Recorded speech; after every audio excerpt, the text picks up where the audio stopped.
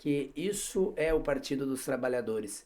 É o partido retornando às suas bases e firmando o nosso nome, na certeza de que estamos fazendo aquele compromisso que assumimos com o presidente Lula, do Partido dos Trabalhadores voltar às suas origens, voltar às mãos dos trabalhadores, que é da onde vem a riqueza das propostas políticas do crescimento para as nossas comunidades.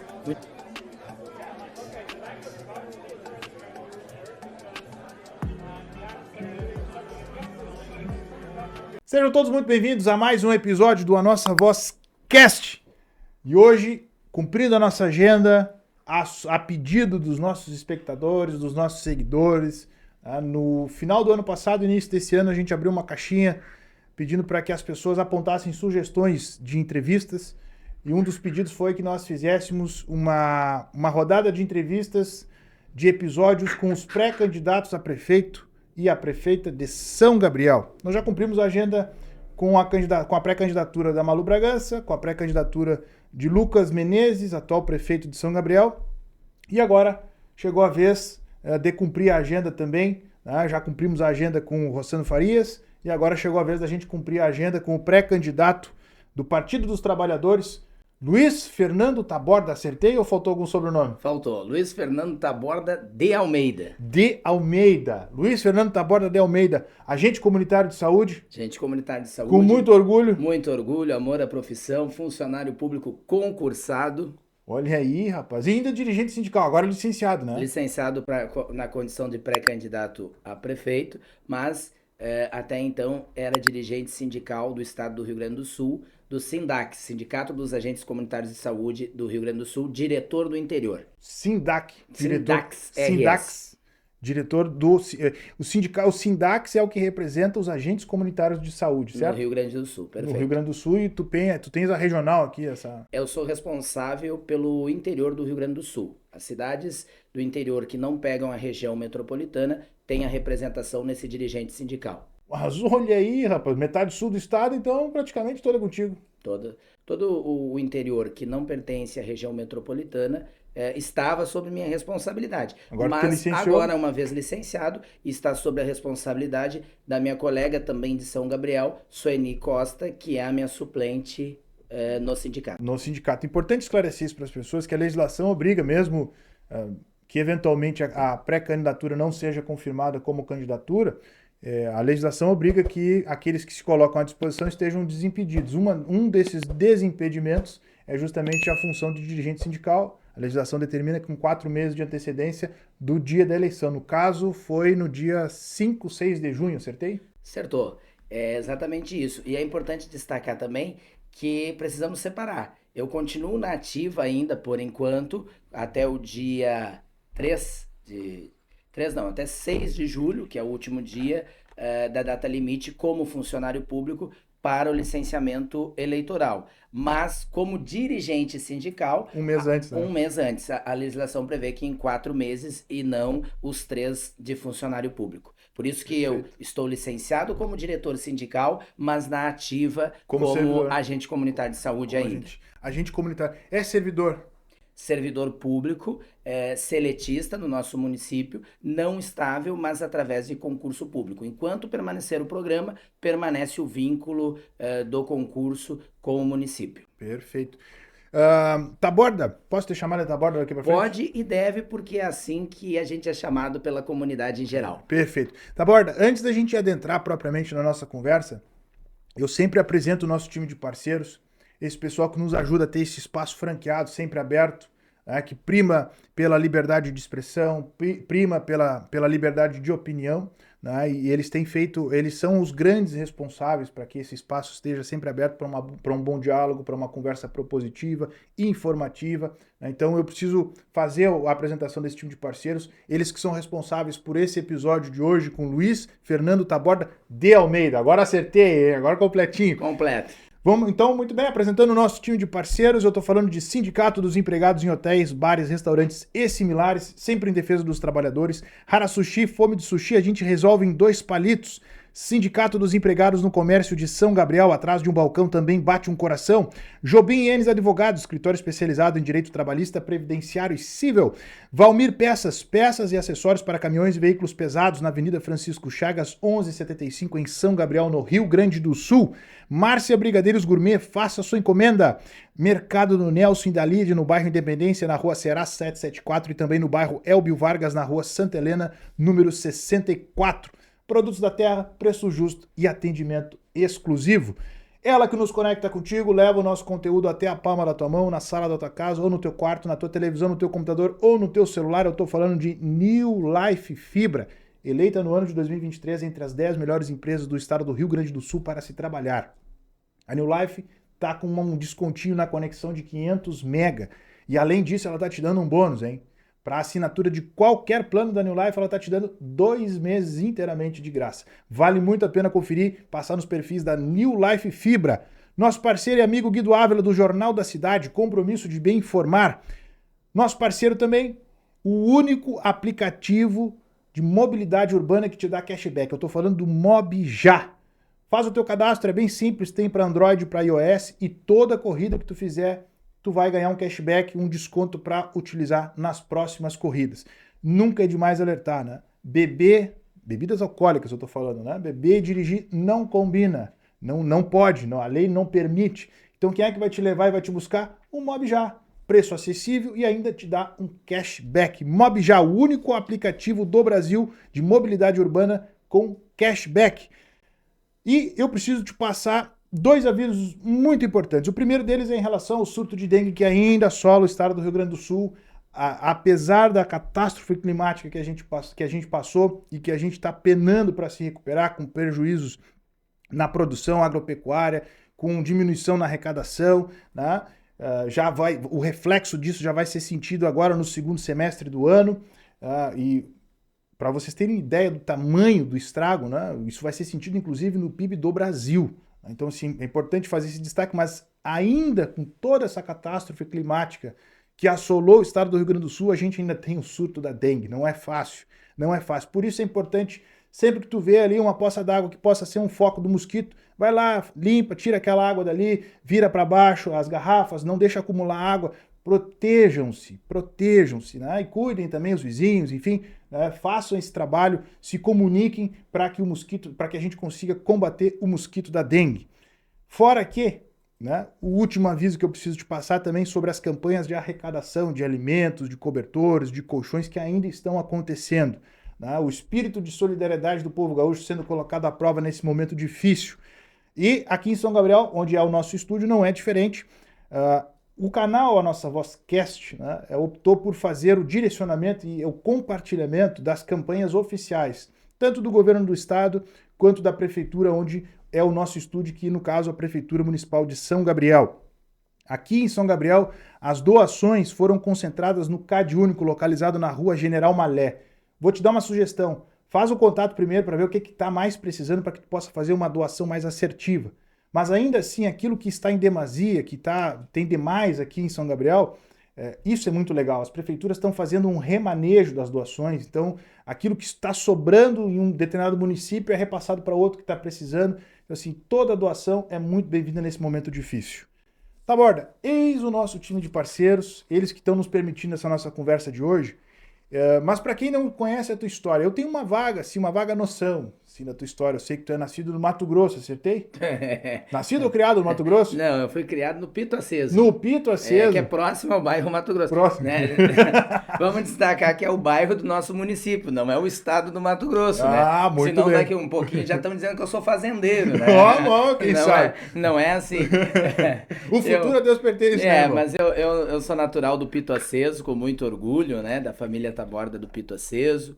Morei ali naquela região ribeirinha, região de enchente, de muitas enchentes. Essa tragédia que nós estamos passando, tu já conhece bem. Sim, atingiu a casa de meus familiares, tive familiares que perderam tudo, a casa de minha mãe foi comprometida. Nessa de agora? Sim, comprometida, está interditada pela Defesa Civil, porque parte do alicerce cedeu, e é uma casa de madeira. Mas, enfim, eu sou natural do Pito Aceso, fiquei ali pelo Pito Aceso, estudando em escola pública Marechal Deodoro, fiz todo o meu ensino fundamental ali. por 30 anos, né? Depois casei, o filho homem, ele sai do ninho, né? E vai buscar a sua família. Casei com a Ana Franciele, hoje sou pai do Luiz Otaviano, um guerreiro que recentemente venceu uma síndrome, né, de Steven Johnson, com muita luta, com muita oração de todo mundo. Conseguimos vencer, estamos vencendo. E saí do meu Pito Aceso e fui morar na Mariana, Foi morar né? na Vila Na Mariana, Vila Mariana, no outro extremo da cidade, tradicional bairro ali, de São Gabriel tradicional também. bairro de São Gabriel, onde hoje eu também trabalho no posto Zona Oeste como agente comunitário de saúde. Só que eu não sou agente comunitário de saúde da Mariana, eu sou agente comunitário de saúde da Cidade Nova, né? Do fundão da Cidade Que é do Nova, lado, que é né? do lado, que é próximo, porque é uma das exigências do trabalho do agente comunitário de saúde, é que se trabalhe próximo à região de abrangência do posto. Então, é isso, né? Nos meus 38 anos de vida, resumidamente, sempre em escola pública. 38, 38, somos contemporâneos, 38, estou com 38. 37. É, Que quem esteja nos assistindo não nos escute, estou com tri- 37. 38 de vida, 38 de vida, ali quase 8, né? Em dezembro vou fechar 8 de casado, né? O nosso filho com 3 anos e de relacionamento vamos completar 15. Foi um bom período de noivado, de namoro, depois de noivado e posteriormente o casamento, né? Boa, Por boa, tá quê? Porque certo. tu precisa estruturar uma família. Então, nós temos hoje uma família estruturada e vencemos agora com o nosso filho, com o nosso guerreiro, Toda essa essa dificuldade. síndrome, essa dificuldade, porque nos mantemos sempre unidos na fé, no amor e no princípio de que Deus estava conosco e nós íamos sair vitoriosos. Amém, amém, amém. Que bom que tá sendo vencida essa etapa, Taborda. Mas fora a brincadeira, claro, hoje em dia, né, é preciso levar com muita tranquilidade, seriedade, constituir família, né? Não é uma coisa assim, né, que você faz de solavanco, né? Não, é A vida exige que da gente planejamento, né? a família é o pilar de tudo, né? Claro que a gente, como bom marido, nem sempre a gente escuta os conselhos de nossa mulher, né? Porque Aqui em certamente casa eu não, não tenho certamente, escolha. certamente se a gente escutasse, a gente não ouviria assim, eu te avisei, né? Mas isso faz parte da caminhada, isso faz parte da construção que se tem. Como também faz parte a hora que a gente cai, a esposa tá ali para nos erguer, para não nos cobrar dizer, olha, em vez de eu dizer eu te avisei, ela diz eu te avisei, mas ao mesmo tempo te ergue e diz vamos fazer diferente agora, Na saúde e né? na Na doença, saúde, na doença, na tristeza e na alegria e em todas as na ocasiões. riqueza e na pobreza. E na política também. E na política, olha aí, viu só? Tá preparada para ser primeira dama, então? Olha, assim, ela tem um coração muito grande, né? E isso eu tenho certeza. Ela gosta de política, tá? Eu vou tomar a liberdade de falar dela, né? Se ela assim me autorizar. Ela gosta de política, ela sempre esteve com as suas bandeiras políticas bem alinhadas, né? Não é filiada a partido político. Ela é uma autêntica dona de casa, por opção, por dedicação. Dificilmente, como ela disse, vai estar caminhando ao meu lado em função também dos cuidados que se exige à saúde do pequeno, mas é aquela pessoa que está em casa me esperando para planejar, para executar, para orientar, para aconselhar de como fazer no dia a dia, diferente, de forma que a gente possa alcançar o nosso recado à população em geral. Tá, Borda, eu não posso perder a oportunidade. Né? Fiz questão de mencionar, né, a tua origem, né? Eu errei aqui o bairro, Mato Grosso, mas é do Pito Aceso. Mas é morador ribeirinho, conhece as dificuldades do período das chuvas, de quando o nível do rio Vacacaí sobe, que força as pessoas a saírem de suas casas, por conta desse contexto que a gente está passando. E eu queria ouvir o testemunho de quem vivencia isso, né? Graças ao bom Deus, eu nunca passei por esse tipo de dificuldade. Tive lá, na minha trajetória de vida, tive também os meus percalços, mas não se compara a essa angústia de, nos períodos de chuva, tu ter que sair da tua casa, ir buscar um abrigo, uma situação assim. Te faço essa provocação, primeiro para ouvir o relato, né, de situações como essa, e também para a gente poder falar assim, sobre a possibilidade de um programa habitacional que possa resolver de forma definitiva esse problema. Muito bem. Então, talvez seja um pouco assim apavorante o que vai se falar para quem não nunca enfrentou as águas de uma enchente, mas a comunidade ribeirinha que passa por isso seguidamente, vai não só me compreender, mas vai se identificar com as minhas palavras, porque são as palavras de quem vivenciou e vivencia isso. Ah, mas como vivencia se hoje mora lá na Mariana e não mais no Pito Aceso? Porque normalmente esses problemas, quando surgem essas inundações, quem te socorre primeiro é a família. Seja para abrir a casa, para te ajudar a trazer algum móvel para que tu possa salvar alguma coisa, ou seja para ir lá mesmo, no meio da água, levantar os móveis com tijolo, ou com pedra, ou com o que tiver que ser. Geralmente as famílias já fazem os seus cavaletes, porque o que que acontece? As águas, né, elas sobem, muitas vezes, não vou entrar no mérito de concessão, de administração de barragem, de condições, não é isso que eu estou querendo chegar aqui. Porque até então eu acredito que isso seja bem coordenado. Essa questão de administração de barragem, eu acredito que seja, que se tem uma coordenação quanto a isso. Só que o grande problema é que as águas chegam geralmente na madrugada e sem aviso. E sem aviso. Então tu estás na madrugada, quando menos espera, aquelas casas mais próximas do rio estão sendo inundadas. Tipo o que aconteceu em Porto Alegre, quando a água se chegou aonde menos se esperava e não conseguiu se avisar, porque quando se pensou em avisar, a água veio assustadoramente levando tudo por cima. E isso acontece. Com o tempo, a comunidade ribeirinha ela aprende a se organizar. Ela aprende a se organizar. Não é que o socorro do poder público do município, ou do exército, ou seja de quem for, não vai chegar. Não é isso. É que naquele primeiro ato não se vai ter ninguém a não ser família e vizinhos. Como se organiza? Os moradores das primeiras casas, quando começam a observar que as águas estão subindo, vão avisando os outros e assim, consequentemente, vai se construindo madrugada dentro uma força-tarefa para que uns ajude os outros para que seja retirada ou levantada as coisas. Eu lembro que lá em casa, que ficava ali a mais de 1.000 metros do rio, os meus avós, porque eu sou criado, né, com os avós, sou filho de doméstica e fui criado com os meus avós, enquanto a minha mãe trabalhava, para poder me dar as condições. Não conheci a pessoa que me fez, como eu costumo dizer, porque todo mundo tem um pai e tem uma mãe. Meu pai foi meu avô, né, e eu chamo carinhosamente, sempre vou chamar de pai, porque teve na figura dele o pai.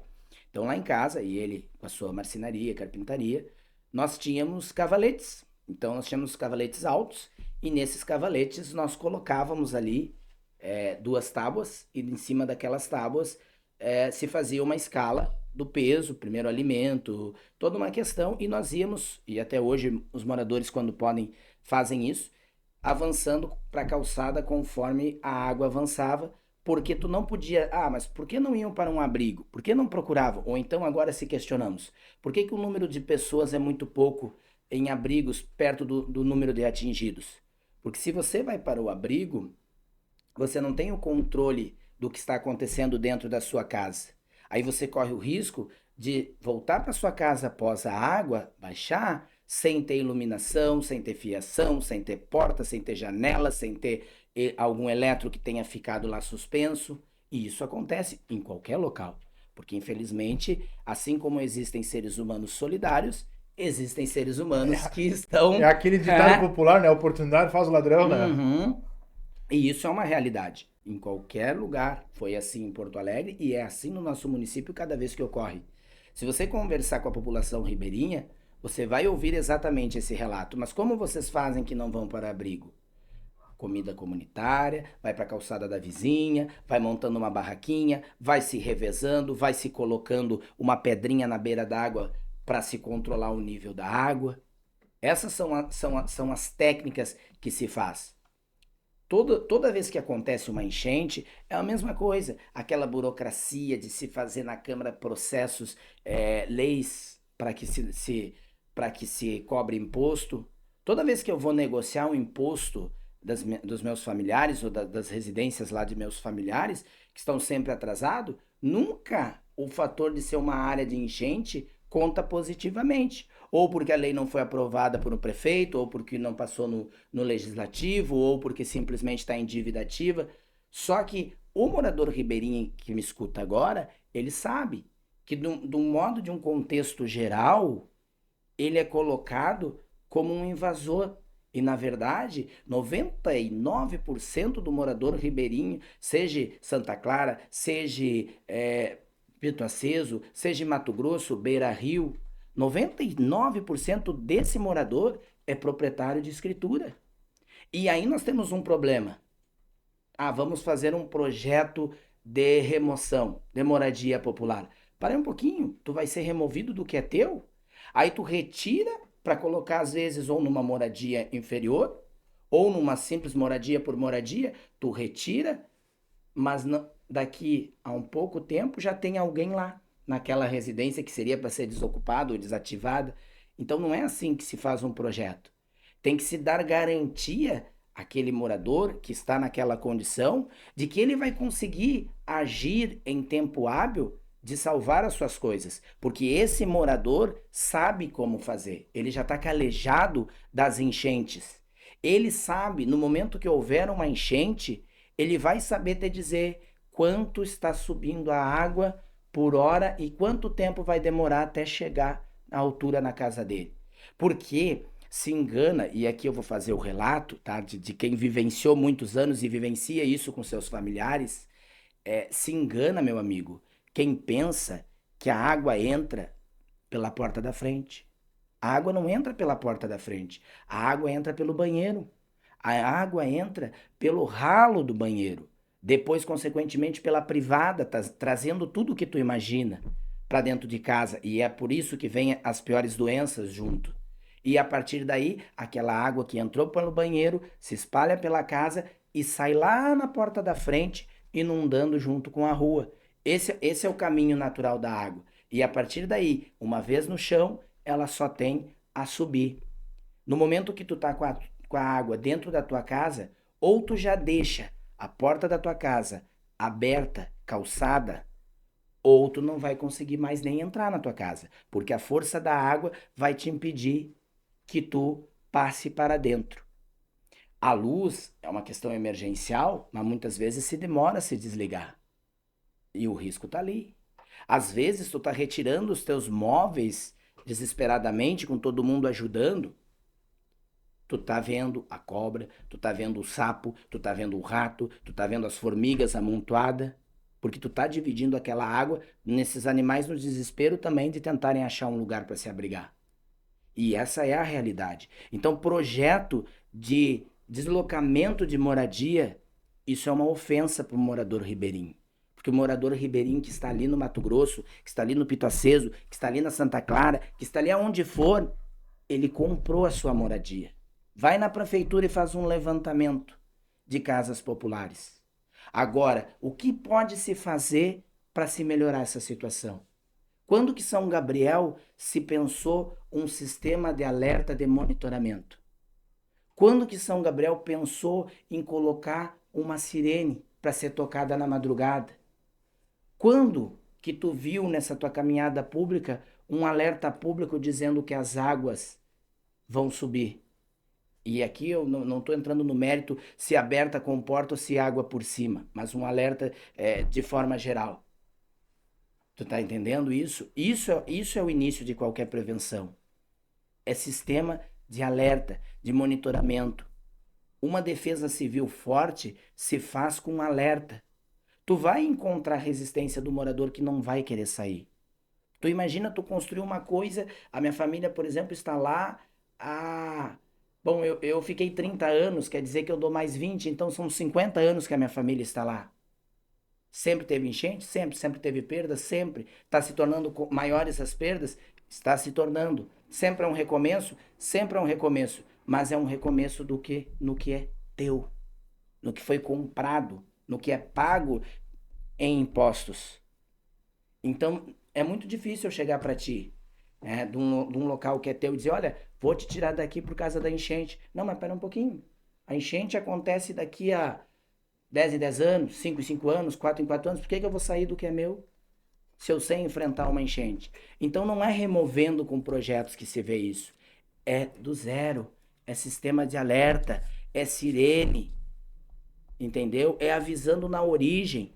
e de repente estudando a possibilidade de fazer construções viáveis naquela região para aqueles moradores com uma altura maior, de modo que se possa garantir pelo menos um tempo maior de resposta à suba do rio. É se aproveitar a Universidade Federal que temos aqui, estudar projetos para o leito do rio, para aumentarmos a vazão do leito do rio, para que as águas possam correr com maior flexibilização, para que demore mais a chegar nas casas. vai chegar, mas vamos estar preparados, porque se tu fazer uma entrevista com qualquer cidadão ribeirinha, você vai ver que são proprietários e que não vão sair de lá, porque pagam os seus impostos rigorosamente, muito mais do que muitos moradores centrais, por exemplo. E isso eu te digo por experiência própria, por conversar com moradores. Como também eu tenho que te dizer, mas e o lixo? Sabe quem é que joga lixo no entorno das lixeiras do rio Vacacaí? É o morador da caminhoneta que desce e vai lá e joga. É o morador que vai lá e leva o seu sofá, o seu fogão, porque o morador ribeirinho não faz isso. Porque ele sabe que se ele fazer isso hoje, amanhã na primeira cheia vai estar dentro de casa.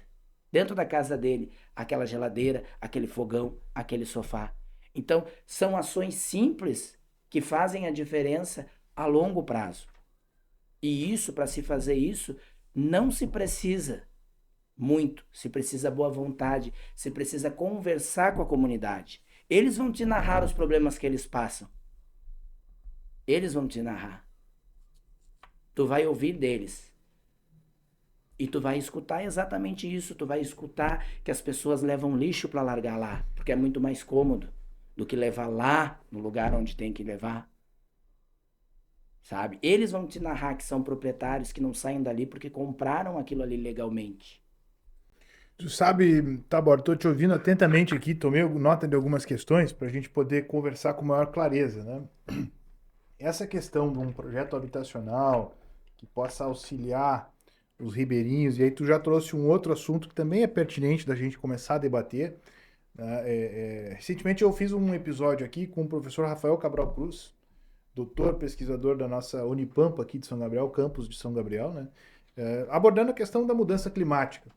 Então ele trouxe aqui uma vastidão de informação para a gente, compartilhou muita informação em relação às mudanças climáticas, nos brindou aqui com um estudo feito pelo IPCC de 2007, com participação do professor Carlos Nobre, que já previa a mudança da variação e da média das chuvas para a região sul do país, e que também diz respeito ao Rio Grande do Sul.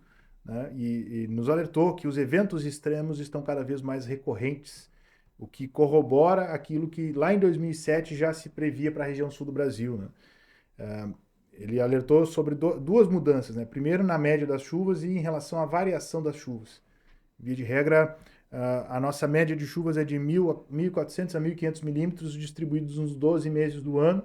Evidente que com alguns meses o período mais chuvoso, a média um pouquinho maior, mas em tese 1.400, 1.500 milímetros divididos nesses 12 meses. E que a variação está encurtando esse período de divisão, né? Então, o que é dividido hoje em 12 está sendo dividido em menor espaço de tempo, o que aumenta o acúmulo das chuvas, né? Fora que a mínima mudança na média da chuva, como a gente está diminuindo o tempo das chuvas, né? A mínima variação reflete em uma quantidade absurda de chuva, que foi o que a gente acabou vendo agora no final de abril e início de maio. E aí, claro, ele trouxe justamente isso, essa proposta, né, de se colocar mais futuro no planejamento. Né? E eu até me lembro que no episódio que eu fiz com ele, eu citei o exemplo do Japão, que sofre com os terremotos, em que toda a engenharia, né, e todo o sistema do Japão foi desenvolvido justamente para conseguir suportar a incidência recorrente dos terremotos. Então, a engenharia preparada para isso, alertas, né? Enfim, vai bem ao encontro do que tu acabou de dizer em relação a um planejamento que possa alertar os ribeirinhos nesse sentido. Mas ainda assim eu vou insistir nessa questão do plano habitacional, porque eu me debrucei para estudar sobre isso, né? E hoje o que se tem falado muito, principalmente na questão dos ribeirinhos, e evidente que é por conta dessa tragédia que a gente passa agora, é a questão do pertencimento, né? Que todo e qualquer projeto habitacional com vistas a tirar os moradores ribeirinhos, né, e colocá-los num local mais seguro, deve ser levado em consideração nesse projeto a questão do pertencimento. E recentemente a gente viu, a nível de Estado, o governo do Estado sinalizando em habitações temporárias, ao passo que o governo do Estado sinaliza num projeto habitacional mais definitivo, né? Então, se a gente entende a questão do ribeirinho, óbvio, ninguém quer se desfazer do seu bem, e se é para se desfazer, que seja de um bem equivalente, né? Vou sair de uma casa com essas condições, quero pelo menos que a minha outra casa também seja de iguais condições. Mas essa questão do pertencimento, né? Dentro da ideia, assim, de um futuro governo Taborda, né? Existe a possibilidade de um plano habitacional que leve em consideração essa questão do pertencimento? Claro, sem dúvida. É, a habitação, ela se torna muito mais feliz. Tu vai morar num lugar muito mais feliz se tu estiver num lugar que tu goste, num lugar que tu considere teu e num lugar que tu zele para os teus filhos, para os teus descendentes. Como eu te disse, se você conversar com alguém que mora nessa região ribeirinha, você vai ver que a grande maioria é proprietária, pagadora de impostos, e a grande maioria, se questionada se pretende vender ou trocar por uma moradia, não vai fazer isso, justamente pelo apego. Então tu tem que estudar um projeto, uma forma de trabalhar o leito do rio, de garantir essas moradias adaptadas ao local, com segurança a esses moradores. Deste meio, acredito que a comunidade começaria a pensar, a estudar. Se é para retirá-los dali, que seja para reflorestar, algum plano de até reflorestamento, porque né? tu não vai conseguir retirar. Porque tu retira hoje, amanhã tem outros. Talvez até familiares de quem saiu. Isso é uma consequência. E eles são proprietários. Por exemplo, Pito Aceso, Mato Grosso. Quantos minutos nós estamos dali à parte central da cidade? A pé? 10 minutos? Vamos botar uns 15 minutos aí por conta da lomba que tem que subir ali. Ok. Né? Se você remanejar para, vamos usar como exemplo, os apartamentos do Minha Casa Minha Vida lá na Antônio Trilha. Quanto tempo até o acesso ao centro? É aí que entra a questão do pertencimento. Se é para retirar as pessoas dali, da onde historicamente suas famílias habitam, né? Ninguém quer Então, sair para um lugar que não se tem tu, conexão consigo, se né? tu vai vender o teu imóvel, se o teu imóvel é numa região X, ele vai ser altamente valorizado. Se está numa região Y, já não vai ser tão valorizado. Eles têm esse pertencimento e eles têm o direito de ter isso. Nós temos esse direito uma vez que nós compramos. Não foi imposto, não foi invadido, não foi doado, foi comprado. Praticamente uma boa parte tem as suas certidões de registro. Então, eles não vão sair. Tem que se fazer adequações, tem que se trabalhar um projeto estrutural para ali construir. E existem maneiras para isso, existem projetos para isso, que inclusive giram em torno de saúde de ribeirinho, projetos de ribeirinho. Porém, não é só a moradia que tu tem que trabalhar sistema de alerta, tem que trabalhar a questão do leito do rio, a mata. Pegando E essa esse questão estudo tem do que ser feito com parcerias das nossas universidades. Pegando essa questão do leito do rio, é importante frisar também sobre isso, porque ainda que a Unipampa seja uma parceira, o campus aqui de São Gabriel seja parceiro nesse sentido, né? Tem uma dependência do governo do estado também, né? Porque a FEPAM que autorizaria, licenciaria qualquer projeto que tratasse do Rio Vacacaí, seja um projeto de desassoreamento do rio, alguma questão envolvendo o leito do rio, né? Em tese, o que se fala muito num possível projeto habitacional que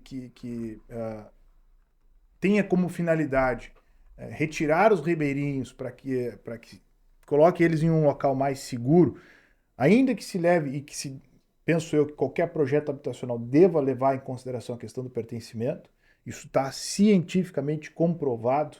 Todos os projetos habitacionais que não levaram em consideração o pertencimento não surtiram o efeito desejado, não entregaram o resultado esperado. Então, a premissa do pertencimento é essencial para que um projeto habitacional realmente funcione.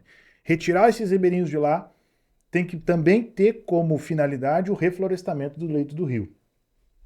Mas essa questão de trabalhar o leito do rio, de trabalhar o desassoreamento do rio, depende do governo do estado, depende especificamente da FEPAM, né, que é o licenciamento ambiental, que via de regra são procedimentos e processos administrativos muito demorados. Tá? Então, assim, é importante a gente trazer essa informação para que as pessoas tenham ciência de que não depende só do Poder Executivo Municipal, mas também teria que depender também de um bom diálogo com o Poder Executivo Estadual, não? Primeiro, tem que se deixar claro que eu não vou remover ninguém do leito do rio. Porque eu sou natural do leito do rio. Eu sou morador ribeirinho e como, volto a dizer, Agora não mais, né? Tá na Vila Mariana. Mas o bom filho Mas sempre tá na casa da os teus mãe. parentes estão lá ainda, né? Eu tenho mãe, eu tenho tios, eu tenho moradores lá, né, que moram, que têm as suas casas lá, que perderam tudo com as águas das últimas enchentes, mas o morador, ele é proprietário, ele não é um invasor. O que acontece é que a natureza avança de tal maneira que ela não tem a sua fronteira de dizer eu vou até aqui, a partir dali tu pode construir que eu vou até aqui. Não, infelizmente tu pode construir a 1.000 metros do rio, como é o caso da casa da minha mãe, que se as águas rolarem, elas vão chegar até lá. Se tiver muita chuva, elas vão chegar lá. E nós não vamos conseguir impedir. Então, nós não podemos tirar o morador daquilo que ele é dono. Nós temos que pensar em educação ambiental, em fortalecimento dessas residências, porque, volto a dizer, tu está retirando um morador que está a 15 minutos do centro, que não tem o seu carro, que vai a pé no supermercado, para colocá-lo, por exemplo, num programa habitacional do outro lado da cidade, a mais de meia hora do centro? Não. É importante Entendeu? destacar, frisar isso. Nós estamos falando aqui num cenário hipotético. E eu tô te questionando justamente sobre isso. Dentro daquilo que tu está esclarecendo para mim, a intenção não é retirar moradores. De forma alguma. É permanecer porque eles são os proprietários. E valorizar a área. Nós precisamos valorizar a área. Nós precisamos fazer com que o rio esteja no seu lugar, mas que o rio esteja limpo e fluindo, porque isso colabora muito. Precisamos das matas auxiliares para nos ajudar, e isso precisa ser recomposta, e precisamos garantir que não hajam invasões, que os proprietários que lá estão no entorno sejam de fato proprietários, e de repente fazer sim um estudo com todos os órgãos ambientais de como enaltecer essas moradias de uma maneira segura aos moradores e que possam garantir que sejam retirados em casos extremos, mas que na maioria das invasões da água, das enchentes, consigam passar tranquilamente pela sua moradia. Mas eu preciso fazer esse registro, Taborda, de que não estamos falando aqui de um projeto habitacional já pré-existente. Não. A gente está falando de um De cenário estudo. hipotético. Nós estamos falando de estudo com os órgãos competentes. De um cenário hipotético e também não estamos pré-definindo um local onde seria esse projeto habitacional. Não. É importante porque a pergunta em si, ela diz respeito a justamente isso, né? Se o estudo apontar que deva se retirar aquelas pessoas de lá, né, e tem que colocar ela em outro local, né, a pergunta é justamente isso. Um possível, né, dentro da exigência de um estudo técnico, científico, né, em que os técnicos, os estudiosos sinalizam, olha, não tem jeito, tem que retirar as pessoas daqui, o projeto habitacional em si deve levar em consideração o sentimento de pertencimento, que é bem o que tu dissesse. Se é uma região próxima do centro, não adianta eu colocar ele a 1 hora do centro, já falhou a premissa do pertencimento. Não adianta colocar ele num local onde está afastado da sua família, porque, via de regra, as pessoas moram perto dos familiares. Perfeito. Então, assim, vou tirar só... Né? Então, por isso que os projetos habitacionais, quando não levam em consideração a premissa do pertencimento, tendem a não ter eficiência, tendem a não entregar o resultado esperado. Perfeito. Por isso que o que se espera é se iniciar do básico. Qual é o básico? Um sistema de alerta, para que o morador não seja pego de surpresa à noite pelas águas, porque quem me escuta sabe que as águas, elas sobem à noite, durante o dia elas são estáveis no seu leito. Quando chega a noite, surpreendentemente, elas evoluem de tal maneira que fazem um efeito dominó perante as residências. Então, sistema de alerta, monitoramento, uma defesa civil atuante permanentemente, composta por todos os órgãos de saúde pública e de gestão que possam vir ao encontro do auxílio à comunidade ribeirinha, e aí não tenho por que já não chamar as universidades e os próprios órgãos estaduais para compor isso, porque com isso acontecendo, nós estamos ajudando o morador ribeirinho a valorizar a sua residência e a não sofrer perdas. Não é uma questão de levá-lo para abrigo, é uma questão de avisá-lo de que ele precisa sim levantar as suas coisas ou retirar para a casa de algum familiar, como é o que costuma acontecer na sua maioria, para que não haja perdas materiais. Um sistema de alerta, um sistema preventivo, eu acho que é uma realidade que se impõe em todo o estado do Rio Grande do Sul. Tá aí a região metropolitana, o Vale do Taquari, que são testemunhas vivas, né? E lamentavelmente tivemos algumas vidas ceifadas por conta dessa catástrofe, né? E que nos impõe essa nova sistemática, né? Num sistema de alerta que funcione realmente, que alerte com antecedência a ocorrência de eventos climáticos extremos. Mas, Taborda, dando continuidade à nossa conversa, tu é afiliado ao Partido dos Trabalhadores, ao Partido do Governo Federal, desde do presidente 2016. Lula. Né? E eu preciso abordar essa questão contigo, né? Tratando dessa questão das enchentes. Inclusive, já manifestei isso aqui em alguns episódios que tive a oportunidade de conversar sobre isso. Ao que me parece, né? A gente fica analisando assim, essa situação que está acontecendo agora. Primeiro que a gente fica agradecido pela sensibilidade do governo federal em entender o momento. Recentemente o presidente Lula teve em viagens internacionais falando sobre a questão climática, usou o caso do Rio Grande do Sul para exemplificar a realidade das mudanças climáticas, né? E o que a gente vê, o governo federal se esforçou para estar presente do Estado. Inclusive, o presidente Lula esteve aqui no Rio Grande do Sul por 4 oportunidades após as tragédias, né, após a ocorrência das tragédias, para poder ver com os próprios olhos aquela história, né, que os olhos não veem, o coração não sente. Então, ele veio em loco ao tamanho do estrago que foi ocasionado no Rio Grande do Sul. E, inclusive, como eu disse na abertura, já vai ter impacto no PIB nacional, inclusive, essa tragédia. A figura do ministro extraordinário, né, capitaneada aí pelo Paulo Pimenta, né, fica uma situação meio estranha, não?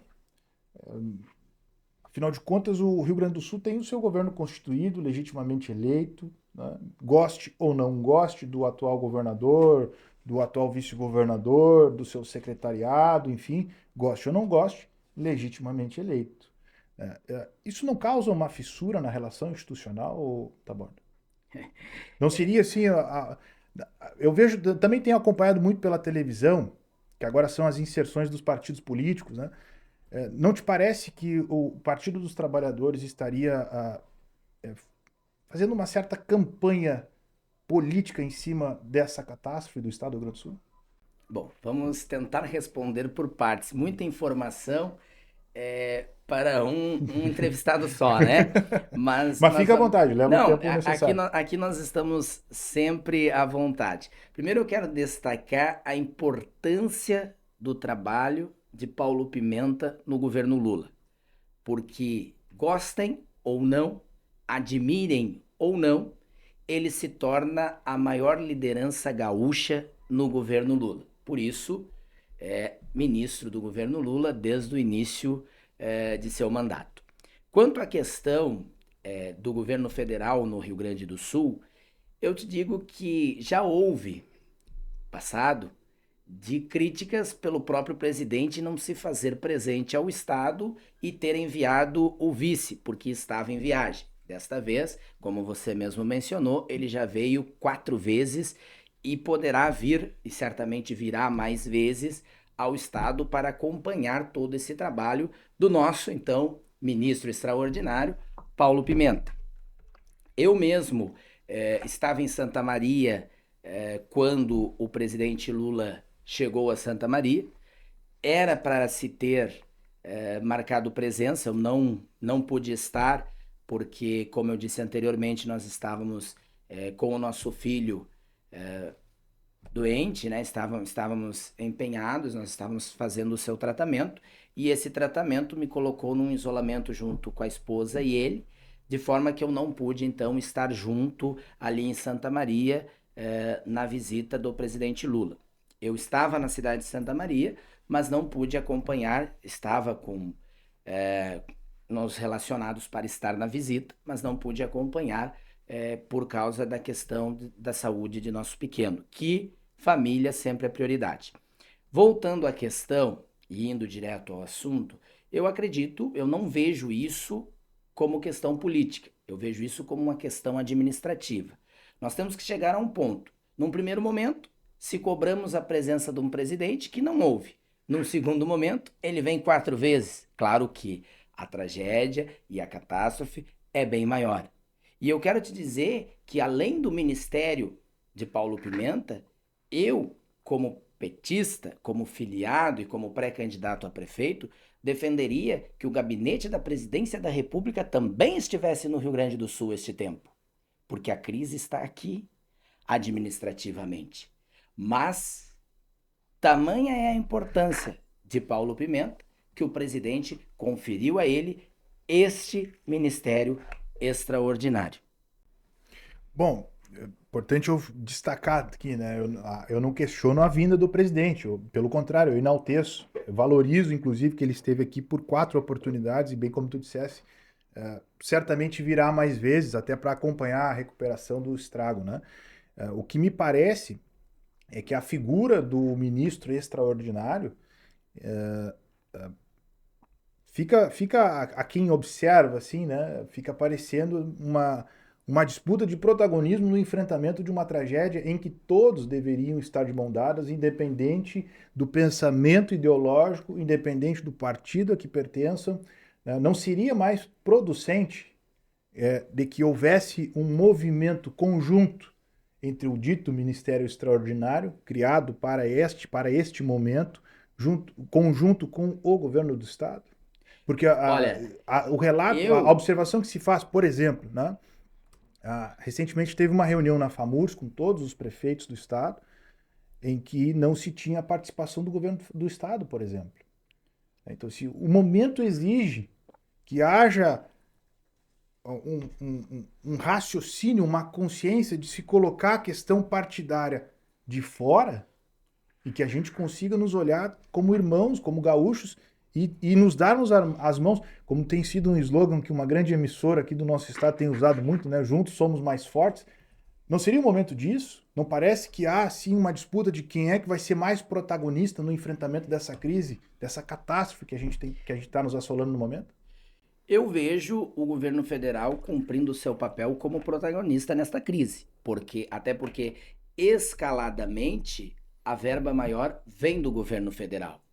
E acredito que os prefeitos também já perceberam isso e estão fazendo a sua demanda, porque uma das exigências do governo federal é que os prefeitos apresentassem os seus projetos para que fossem analisados e que se encaminhassem as verbas. Agora, se o governo do estado ficou ofuscado quanto a essas atitudes politicamente, bom, não é o governo federal que está deixando de construir, é o governo do estado que está deixando de aparecer no cenário. Agora, que se sentiu um clima político de uma eventual disputa do ministro extraordinário Paulo Pimenta ao governo do estado e já indo direcionado ao link da sua colocação, eu quero deixar claro que neste ano, neste momento, nós vivemos um cenário eleitoral municipal. O cenário federal é daqui a 2 anos. E já vejo isso até como um pretexto de quem talvez esteja apagado no cenário político. Porque Não dá para se negar a efetiva participação da presença do governo federal com os seus programas destinados aos trabalhadores, aos atingidos pelas tragédias diretamente. Está aí as famílias sendo socorridas, está aí as casas populares que serão construídas pelo governo federal. São inúmeros programas do governo, né? Inúmeros programas que se Auxílio criaram, construção. que se criaram dentro da necessidade do que foi a tragédia e do que está sendo, porque não passou e não vai passar essa tragédia tão cedo. Então, ao teu juízo, não parece uma certa, entre aspas, assim, bem entre aspas, uma certa intervenção do governo federal no governo do estado? Não, em momento algum. Acontece que nós, volto a repetir, nós estamos diante de uma obrigação maior por parte de assistencialismo do governo federal. E o governo federal, através do presidente Lula, através do Ministério Extraordinário, está cumprindo o seu papel, está fazendo a sua demanda e está criando os projetos. Agora, se esses projetos são melhores do que o governo do estado ou do que o governo do estado está oferecendo ou pode oferecer, nós não temos culpa disso. Nós estamos trabalhando pelo povo e para o povo. Estranho seria se fossem menores do que o do governo do estado. Afinal de contas, a fatia tributária da União, né, de tudo que se consome exatamente na isso. vida do ser humano, 57% da tributação que se paga é retido pela União. Exatamente. Tá? Então, assim, esse é um esclarecimento importante da gente fazer, né? Quando a gente vai estudar as competências dos entes federados, olhar na própria Constituição Federal, né? Tem lá elencado o rol de competências dos municípios, o rol de competências da União, e, por incrível que pareça, a Constituição estabelece, assenta dessa forma, né? Aos estados aquilo que não está ali elencado para a União e para o município. Não. Ou seja, fica o excedente para o estado. Então, assim, é natural que os programas do governo federal sejam mais robustos, afinal de contas, ele detém a maior fatia do bolo tributário, o maior orçamento. Né? Então, assim, é o que se espera e é o que está acontecendo. Ou você não está vendo isso? Você está vendo isso. Só que jamais o governo federal vai fazer algo em silêncio. Ele está dando publicidade aos atos. E deve ser feito assim. E deve ser feito isso e está lá no comunica.gov.br. Você, inclusive, pode ir lá e selecionar o município de São Gabriel. Se você fazer isso agora, nesse momento, você vai ver, por exemplo, que de 1º de janeiro de 2024 a maio de 2024, o governo federal, através de todos os programas, mandou para o município de São Gabriel, para o nosso município, 39,8 milhões em investimento. É esse tipo de esclarecimento que tem que ser feito. Se isso vai se tornar uma polaridade de ofuscamento do governo do estado, bom, paciência, então que o governo do estado dê publicidade às suas metas e aos seus projetos, até mesmo porque se recebe muitas doações. Eu não me atenho a essa questão do ofuscamento ou não ofuscamento. O que eu me atenho é que o mais producente, ao meu juízo, é que os dois entes federados, União e Governo do Estado, atuassem de forma conjunta. Né? Essa foi a minha observação. E em relação aos repasses do governo federal ao município de São Gabriel especificamente, é importante a gente também fazer o destaque que está nesse bolo dos 30 e poucos milhões. Como é que é o valor exato? 39,8. 39,8 milhões estão incluídos ali também os programas assistenciais de transferência de renda, né? Todos. Importante esclarecer isso para as pessoas. Todos os programas e todas as áreas, inclusive você é convidado, acessa lá, coloca o município de São Gabriel, estado do Rio Grande do Sul, vai aparecer janeiro a maio de 2024, 39,8 milhões, dividido entre todos os programas sociais, e aí eu falo Bolsa Família, Vale Gás com 99 famílias, Bolsa Atleta com investimento ali, inclusive de atletas paralímpicos. Agora, inclusive, o governo federal estava estudando, não sei como é que está o andamento disso, tu pode me auxiliar, foi uma proposta durante a campanha eleitoral, da questão da Bolsa Estudo, né, para o ensino médio. O pé de meia, famoso pé de meia. Está acontecendo, tá lá os relatos também. Salvo o melhor juízo, um projeto capitaneado pela ministra do Planejamento, Simone Tebet. Um projeto que vai dar ali um dinheirinho de renda para quem está estimular o estudo no ensino médio e, inclusive, quem estiver no pé de meia e fazer a prova do Enem recebe mais um incentivo. Mais um programa de transferência de renda. Mas o que eu quero te dizer é que o cidadão que está vendo, que está nos assistindo agora, ele pode conferir tudo isso no comunica.gov.br.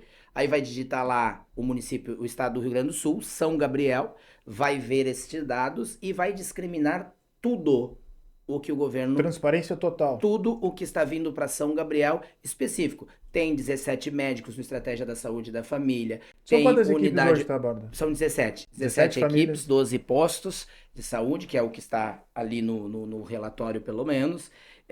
Mas está elencado tudo o que soma esses 39,8 milhões para São Gabriel neste período. Inclusive Janeiro as equipes da a maio. Estratégia de Saúde da Família? Inclusive os 17 médicos do Estratégia da Saúde da Família. O custeio do governo federal é só em relação ao médico. Não, a gente de saúde também nos paga, né? Somos pagos pelo governo repasse federal. do governo É um federal repasse à prefeitura exclusivo. que faz o... Provavelmente esteja também dentro desses 39. Perfeito. Mas é isso que a comunidade tem que fazer. Tem que ir lá, verificar e vai ver direitinho aonde está. Eu fico surpresa também com muitas coisas ali que eu não sabia que era destinação do governo federal. E isso a comunidade também, aproveitando a deixa, tem que cuidar muito, porque para que não aconteça justamente essa discussão, Estado, federal, município, para que eles tenham a certeza de que aquele investimento é do governo federal, na íntegra. É importante dar transparência, é um dos pontos que eu sempre menciono também, né? Via de regra, o orçamento dos municípios é o mais enxuto dessa cadeia, né, de tributação, mas é importante o esclarecimento, dar nome aos bois, né? Importante isso. Tá, Borda, aproveitando a oportunidade que a gente falou e tu mencionou, né, a questão dos 17 médicos do Estratégia de Saúde da Família, que outros tempos passados já se chamou Programa de Saúde da Família, agora é Estratégia de Saúde da Família. Eu preciso recordar que em 2004, na disputa eleitoral municipal aqui em São Gabriel, em 2004, o então PMDB defendeu a implementação do PSF, à época, o Programa de Saúde da Família, que hoje é o Estratégia de Saúde da Família, e também o PIM, o Primeira Infância Melhor. Né? Isso em 2004. E o programa em si, o Estratégia de Saúde da Família, só foi sair do papel e se tornar uma realidade em 2013, estou equivocado? 13, perfeito. Foi exatamente em 2013 ou em 14? 13, governo Rock. Iniciou ali 13 para 14 ali. Teve toda aquela discussão, aqueles trâmites, os primeiros profissionais foram contratados, depois se teve o concurso. Concurso em 2013 também? Concurso foi 16, depois teve... Foi 16? Foi 16. Foi 16 já no último ano. Tudo foi governo Rock. Tudo foi no período ali do governo Rock. Mas em 2016 entregou-se o Estratégia de Saúde da Família operando, funcionando. Ele operou desde ali de 14 em diante, ele operou com as equipes. De forma precária de forma estruturando continuamente, né? Precário em si ele nunca foi. Precário é modo de dizer, vou readequar para quem está nos acompanhando não entender mal. Mas de forma emergencial. Emergencial, perfeito. Ele se veio como um projeto, e é importante destacar que nós tínhamos um alinhamento das 3 esferas, nós tínhamos o governo Rock do PT. Como é que é o alinhamento das estrelas? Das estrelas, né? Das estrelinhas que carregamos no peito, né? Carregamos no peito. Ele tinha governo Rock do PT no município, governo do estado era PT e governo nacional era PT. Então, me refresca a memória, tá, Borda? Quem que era o governador à época? Se não me engano era Tarso. Tarso Genro. Tarso Genro, que se não me engano foi o Carolina último... confirma ali pra gente. Se não me engano foi o último governador do PT. É que a minha memória, ela, né... Mas se não me engano é isso. Importante fazer esse destaque. E aí o que aconteceu? Se fez um estudo, tá? E aí tem que ressaltar o mérito do trabalho que foi feito e realizado por Daniel Ferroni, então secretário de Saúde, e pela sua equipe, tá? Que fez um estudo técnico de quantas equipes de saúde, porque assim, não é o PMDB, ou o PT, ou outro partido qualquer, gestor qualquer, chegar lá em cima e dizer, eu quero na minha cidade equipes de estratégia da saúde da família, eu quero tantas equipes. Não, tem um regramento próprio isso, que passa uma orientação de quantos pacientes, quantos tem que integrar, quantos profissionais, quantos médicos, quantos enfermeiros, quantos técnicos, quantos agentes de saúde, quantos moradores por área precisam estar cadastrados para se montar a equipe. Com isso, conseguiu se montar 17 equipes de estratégia da saúde da família. Saúde preventiva. Saúde preventiva, saúde que recebe a visita do agente comunitário de saúde, saúde que tem o médico, a enfermeira, a SF, que pode fazer aquela visita domiciliar uma vez por semana, Um direcionamento mais direcionamento ao correto. paciente acamado. Isso é estratégia da saúde da família. Não é o médico dentro do posto atendendo e atendendo e atendendo. Não. É o médico e a equipe extramuro. E isso nós temos que ter um cuidado. Nós não podemos perder a essência de estratégia da saúde da família. Nós temos que, pelo contrário, nós temos que sempre ser estratégia da saúde da família. Temos que estar em contato com a comunidade, seja através de projetos preventivos, seja através das visitas domiciliares, seja através da visita do agente comunitário de saúde. Quanto menos o médico estiver no seu atendimento, um maior número de pacientes dentro do posto, melhor, porque não é o que se quer. Não se quer lotar posto, se quer acessibilidade à saúde preventiva. E aqui eu quero enaltecer mais uma vez o trabalho de Daniel Ferroni e da sua equipe, tá? Porque eu não tive, e você está falando com uma pessoa que, apesar de ser filiado do Partido dos Trabalhadores, não teve vínculo algum com o governo Roque Montagnard. Eu entrei concursadamente, Em 2016, tu te filiou ao 2016, partido? filiei, mas não pertenci, não tive cargo algum, tá? E isso foi uma consequência, mas o que eu quero te dizer é que hoje, na saúde do município, se você retirar os médicos, os 17 médicos, do Estratégia da Saúde e da Família, você não tem médico para atender nos postos de saúde. Essa é uma realidade. E quem vai ao posto, que faz a sua consulta, que está nos assistindo, sabe disso, porque sente isso na pele, porque é atendido no posto pela sua referência de estratégia da saúde da família. E aí gera um outro problema. Tu estás com um problema aqui, tu não pode consultar no meu posto porque a tua área de abrangência aqui é um outro posto. Se tu vai naquele posto, teu médico não está lá, tu tem que procurar outra unidade. Aí tem que se fazer o acolhimento. Mas não necessariamente sempre tu vai conseguir o atendimento médico. Então, hoje, se não são os O médicos, atendimento é regionalizado, né? é por equipe. Pega o município, divide É ali as por faixas. equipe, é por equipe.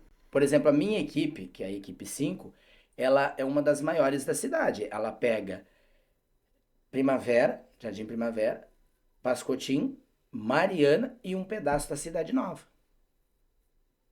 E o nosso médico tá lá para atender essa comunidade. E é um bom número. Eu imagino. Precisei fazer esse destaque, Taborda, porque o antigo programa de saúde da família e estratégia de saúde da família é um programa fantástico, né? Que leva a atendimento preventivo às pessoas e um direcionamento mais assertivo dos casos para as unidades básicas de saúde ou até mesmo e dali das unidades básicas para um outro encaminhamento mais necessário, para alguma especialidade, alguma coisa do tipo. Quanto mais assertivo na cadeia, melhor, né? Então, a ponta que é feita pelo estratégia de saúde da família através de suas equipes é essencial para que se tenha um bom resultado no atendimento de saúde, né? Sem dúvida, e isso parte pelo nosso trabalho de início. E para isso que a gente precisa ter, e precisamos construir isso, uma rede de sustentação de todo esse programa. É inadmissível que não se tenha o agente de saúde lá na ponta muitas informações do quadro clínico de paciente. São coisas que às vezes não nos passam na secretaria, mas que eu sei por intermédio do paciente. Então, nós precisamos amadurecer isso, nós precisamos construir o estratégia como estratégia, porque precisa se acordar o sistema público de que nós estamos falando de prevenção. Nós estamos num mundo de medicina curativa, que é o grande contrário hoje do estratégia da saúde da família. A medicina curativa, adoeceu, vai no médico, farmácia. E a preventiva não, nosso trabalho é ir na casa, é identificar o grupo de risco, é fazer o acompanhamento com que as tuas consultas estejam em dia, que tu esteja verificando a tua pressão, a tua glicose, hemoglobina glicada, que tu faça o teu eletro se for o caso, que tu passe pelo doutor pelo menos 2 vezes ao ano, para que se tenha esse controle enquanto equipe, para que se faça uma triagem ao natural. É claro que o agente de saúde ele tem que te visitar, recomenda-se, isso é importante destacar, recomenda-se a visita uma vez ao mês. Ah, mas não vem todo mês, não, só um pouquinho, é recomendado. Existe uma cadeia de prioridades na visita de pacientes. A mesma coisa os médicos. Eu não consigo levar um médico a todo paciente que quer médico em casa. Tem que haver uma seleção ao natural, tem que ser priorizado os acamados, porque senão tu passa por situações de tu levar um médico em pacientes domiciliados que têm condições de ir ao posto, chega lá o médico, simplesmente o paciente foi no mercado ou foi passear, mas nós temos que construir isso com o quê? Com a elaboração de projetos, com a elaboração de estrutura para trabalhar no município verdadeiramente estratégia da saúde da família, para desafogar o médico ESF do posto de saúde, porque a realidade do município hoje é, se não for o médico estratégia da saúde da família, a saúde de São Gabriel não tem médico. Foi assim na pandemia e vai ser assim enquanto não entrar o pensamento da medicina preventiva. Como também não adianta o teu médico ESF te atender no posto de saúde, tu chegar na central de marcação de exame e mandarem tu voltar no início do mês que vem, porque aí é quando vai ter a vaga pro teu exame de sangue, exame simples. Isso não pode acontecer, porque tu vai estar deixando de diagnosticar um problema que vai acontecer ali, naquele momento. Lá no início do mês, quando tu for marcar teu exame, o problema poderá ser outro e muito mais grave. Então tem que se agilizar. E estou falando isso de exames simples, eu não estou falando isso de exames que estão a cargo do Estado, que pode, por exemplo, o município investir e retirar a demanda da Santa Casa também. Mas isso é estrutura, é pensamento, é análise em conjuntura com os profissionais. Porque também se eu sobrecarregar um médico de SF, amanhã depois eu corro o risco de perder um médico. Amanhã depois eu corro o risco de perder um funcionário. Nós temos que pensar também na saúde do trabalhador, na sobrecarga que se tem. Porque ao chegar em casa, só nós sabemos o quanto de demanda nós tivemos nos dias. E muitas vezes, demandas impotentes, que eu não vou conseguir resolver, a minha enfermeira não vai conseguir resolver, o meu médico não vai conseguir resolver, talvez nem a secretaria, porque às vezes é demanda do Estado e não do município. E temos que estar estruturado para isso. Temos que pensar também em saúde do trabalhador. Porque hoje muito se tem a visão de que somos trabalhadores da área da saúde, com muito orgulho, heróis de pandemia e tal, mas não se ouve um obrigado, não se ouve uma valorização, não se ouve um respaldo enquanto trabalhador. E além de ser trabalhador, nós somos humanos, nós também adoecemos, nós também temos problemas e nós também necessitamos de ajuda. Durante a pandemia, as visitas foram interrompidas, não? Depois de um certo tempo de luta, sim. Aí houve aqueles que foram para o Gripão, que era o centro de referência, e houve aquele atendimento na porta ali de monitoria, de temperatura, de coisa. Resumo, o trabalho não parou. Se cessou as O visitas, trabalho não parou. se parou temporariamente as visitas, mas o mas trabalho... Mas é importante destacar aqui, ó. Se parou em algum momento ou se limitou a atendimento de pessoal na porta, foi porque a categoria se uniu dizendo que ia impor isto. Porque, por depender de gestores, nós continuávamos visitando e nem sequer chegava a informação de quem estava contaminado ou não. Por isso que eu te digo, a rede, ela está falha. Ela tem que pensar em proteger o trabalhador. E quando se trabalha saúde pública, tem que se ter a ética profissional de confiar no trabalhador da saúde que está ali, chegando à tua casa. O sistema precisa me passar a informação do que eu vou encontrar ali. E eu preciso ter uma análise para passar para o sistema do que realmente eu encontro ali. Por quê? Porque já aconteceu, e eu te digo por experiência própria, certa vez numa visita, eu identifiquei um problema X de saúde, e quando aquele paciente, aquela paciente com a sua criança foi à consulta pediátrica, a pediatra chamou, porque esse paciente assim, relatou todos os problemas. E não tinha relatado o problema principal. Está, doutora, mas essa paciente lhe falou que ela é assim, tem esse problema de saúde? Não, isso eu não sabia. São falhas como essas, simples, que nós precisamos costurar para dar uma amplitude na organização do serviço. Mas já está se caminhando para esse sentido, né? Eu vejo que os agentes agora eles têm um sistema onde eles ficam lançando as informações, enfim, tá se buscando encontrar uma forma de uma troca de informações mais efetiva também, né? Não, você está se referindo ao CELC, que é o sistema que que faz o lançamento das visitas no tablet, que é o sistema que se tem. Inclusive, está se E tem um discutindo. campo de observação onde o agente possa fazer o apontamento? Tem, mas só que essa observação ela não fica 100% salva. Tem que mostrar ao doutor e existem muitas falhas. Até inclusive hoje eu dei uma conversada com o responsável pelo registro, estava no município. Uma das reclamações que a gente estava tendo, e aconteceu comigo também, que os óbitos que eram registrados estavam voltando ao sistema. E aí, claro, o gestor nos cobrava, olha, tem gente registrando visita para morto. Digo, opa, mas o que está acontecendo? Aí eu sempre retirei os meus do sistema e comecei a observar que os estavam voltando mesmo. Então hoje, inclusive na data de hoje, já estive reunido com o responsável do sistema, né? Que até Tinha uma falha do sistema, no é uma caso. falha do sistema, não é o trabalhador, não é o lançamento. Só que esse sistema que você fala que nós trabalhamos é o sistema que vai simplesmente só lançar A a visita. visita no papel.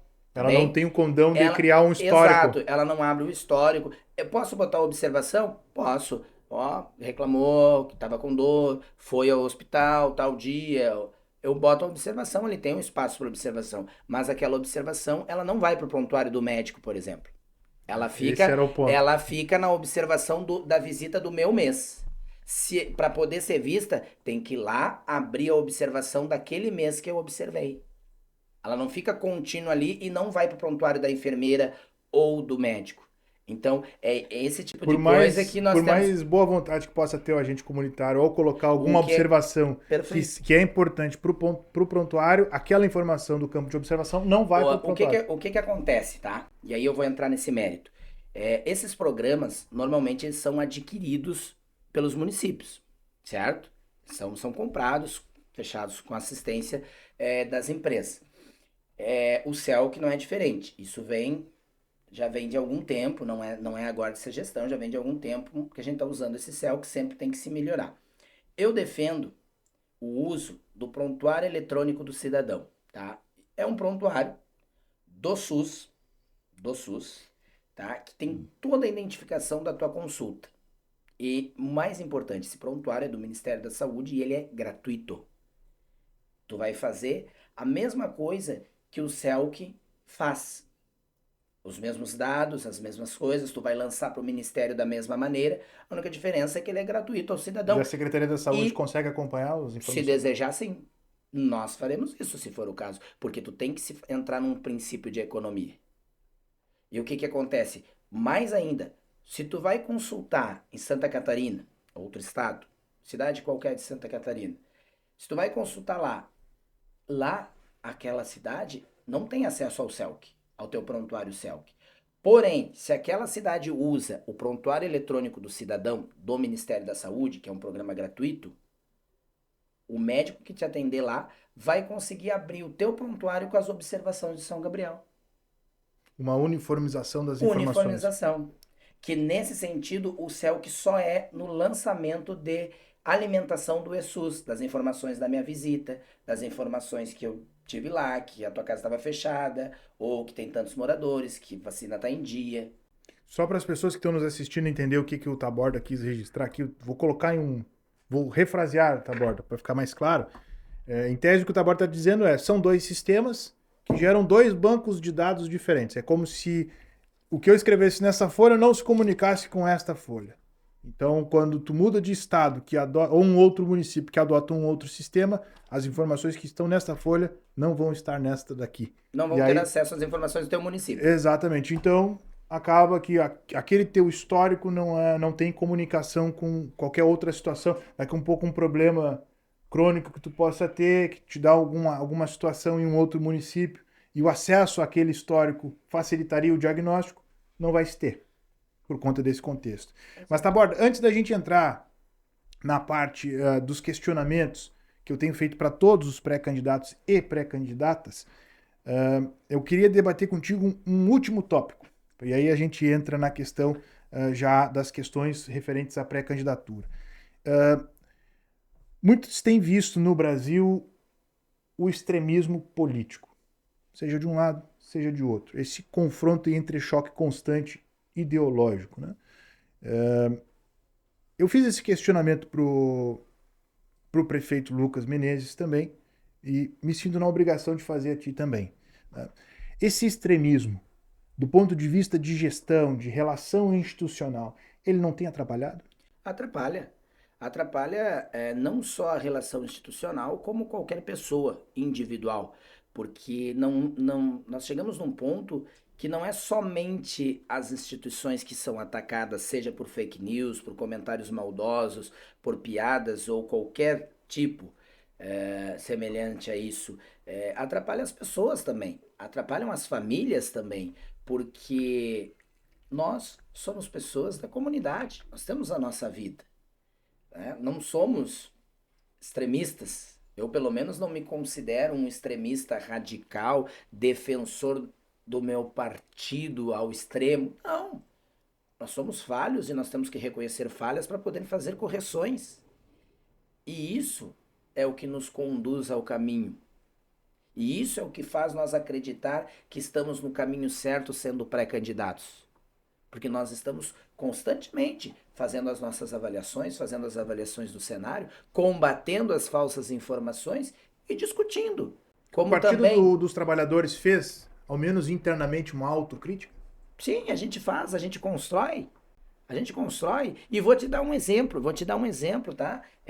Vou tomar a liberdade de te dar um exemplo. Fica à Um vontade. exemplo recente que provavelmente tu iria me perguntar e eu já vou tocar nessa ferida. Já vai antecipar? Sim, já falamos há pouco do nosso Ministro extraordinário, e aqui eu vou me permitir mencionar as fotos do ministro, recentemente com a outra pré-candidata, que também mostraram as fotos do ministro com o atual prefeito, né? Relação institucional. Relação institucional, mas independente disso, eu quero deixar claro uma coisa, ainda não tirei foto, pelo menos não naquele estilo, né? Mas vai tirar?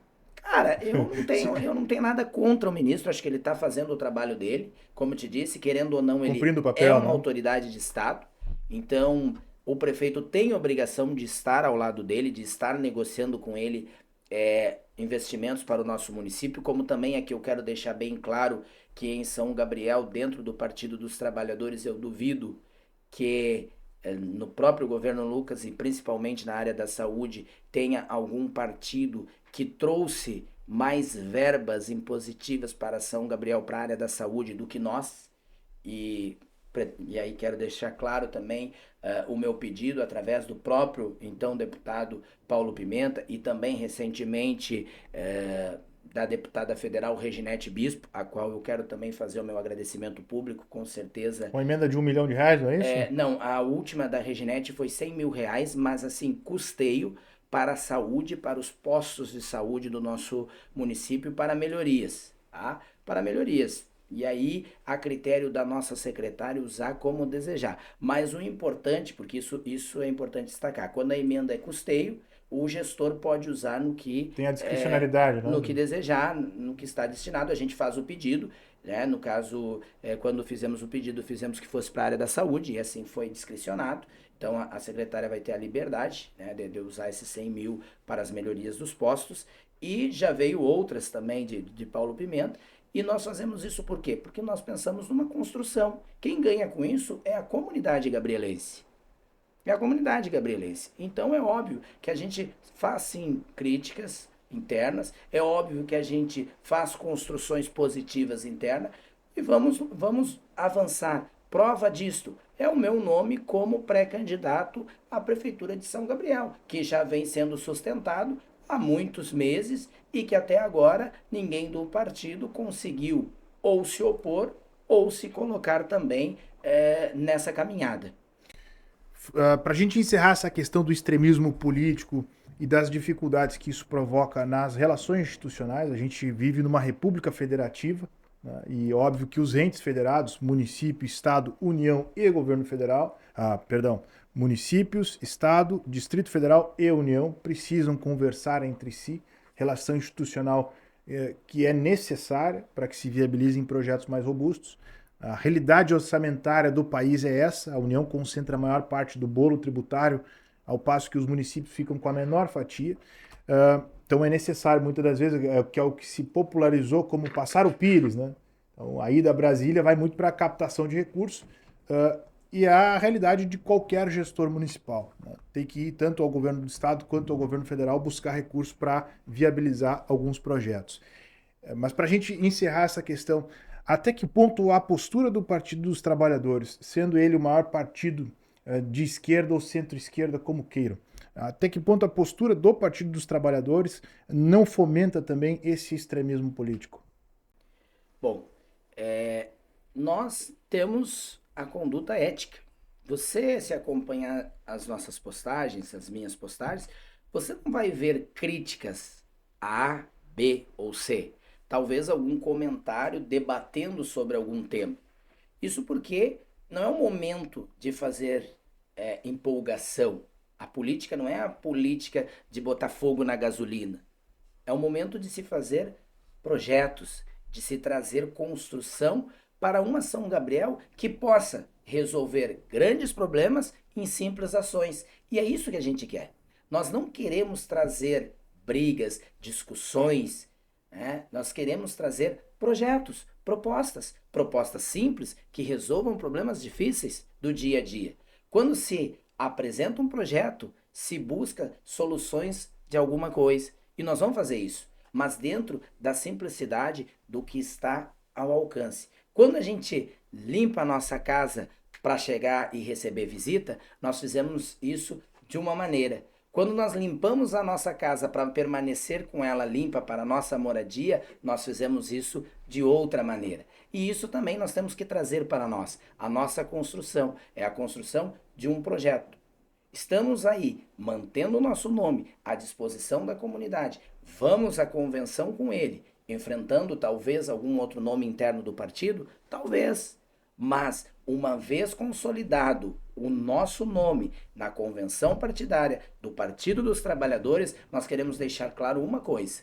Nós não vamos, em momento algum, desistir desta caminhada uma vez consolidados. Se passar na convenção, se concretizar como candidato, não vai se desistir pelo caminho. Agora, até a data da convenção, vamos deixar claro que podemos sim sentar e conversar com qualquer outro pré-candidato, mas para falar de projeto. E claro, não desqualificando a grandeza do nosso partido, do Partido dos Trabalhadores, enquanto governo federal e à frente do nosso Brasil.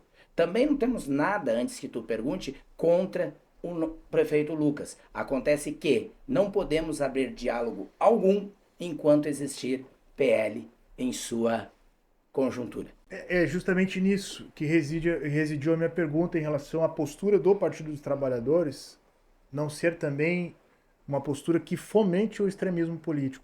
Recentemente o presidente Lula deu uma entrevista na rádio CNN e que hoje virou manchete, em que ele diz que cogita a possibilidade de ser candidato à reeleição para evitar que os trogloditas, abre aspas, os trogloditas voltem ao poder. Isso não é uma postura que fomenta o extremismo político? Talvez. Quando a gente pega, por exemplo, esse tipo de expressão que, de uma certa maneira, é muito mais um ataque pessoal do que aquilo que tu defendeu aqui agora na tua resposta, né?